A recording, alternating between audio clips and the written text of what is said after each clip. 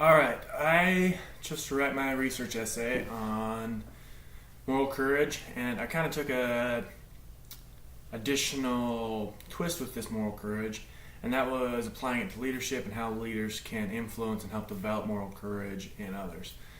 And so I started by simply defining moral courage. By defining moral courage, we're able to break it down into the requirements, the characteristics required in order for an individual to exhibit and express moral courage.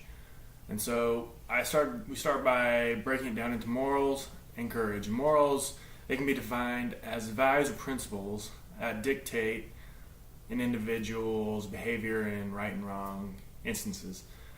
Courage is, Merriam-Webster defines courage as the mental and or moral strength needed to venture or endure fear and dangers.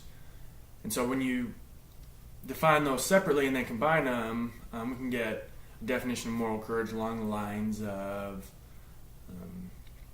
having the courage or the strength and conviction to one's morals or values and principles which dictate right and wrong behavior, regardless of the fear or dangers that are present when going through with these actions.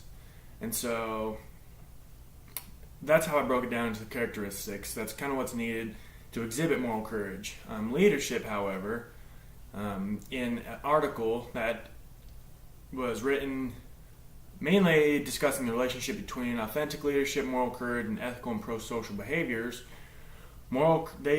authors discuss moral courage as a personal factor that influences ethical behavior, and the engagement of this ethical behavior impacts the environment that they're in a positive effect. And when others and themselves witness this or perceive this positive effect in the environment, it helps with the development of moral courage in themselves.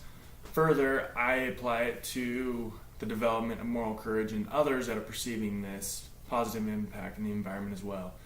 Essentially, being an example like that can set the tone at the top for the leaders. However, I also discuss that a leader doesn't have to be somebody that's at the top of an organization. It can be simply somebody that is a natural leader that is inclined to help others and exhibit this moral courage on their own, just helping others and protecting others' rights.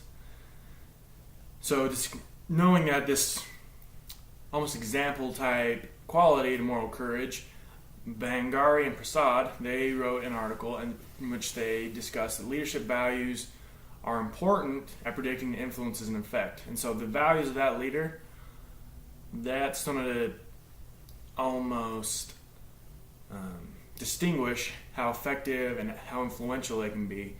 And so if you find yourself with a leader, or as leaders we're able to develop and distinguish our own personal values, we're going to be able to be more influential and effective in leading others.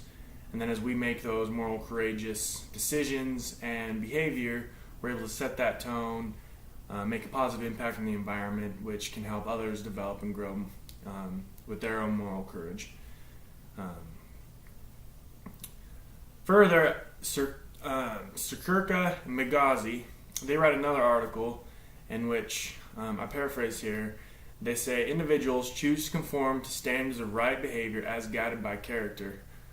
And so this is interesting to go along with moral courage. We can impact the environment. We can set that positive area with our own values and our own decisions to act with moral courage. However, it's up to individuals within an organization, within a certain community, to choose for themselves to act with moral courage.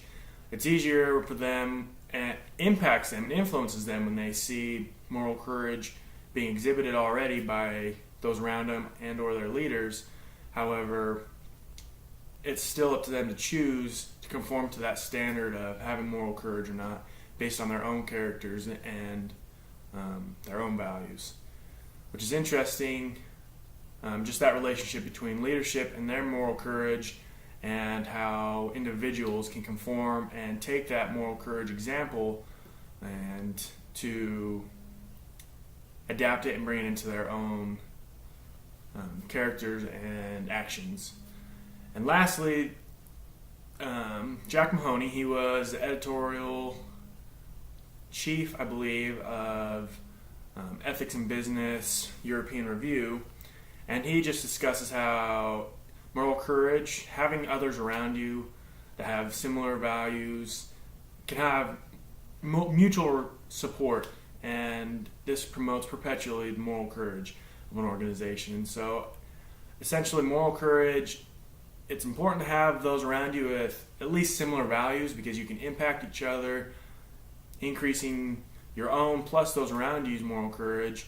And then as everybody's growing perpetually, they have that mutual support, which helps them even further. And these are some of the things that I researched and concluded with my paper.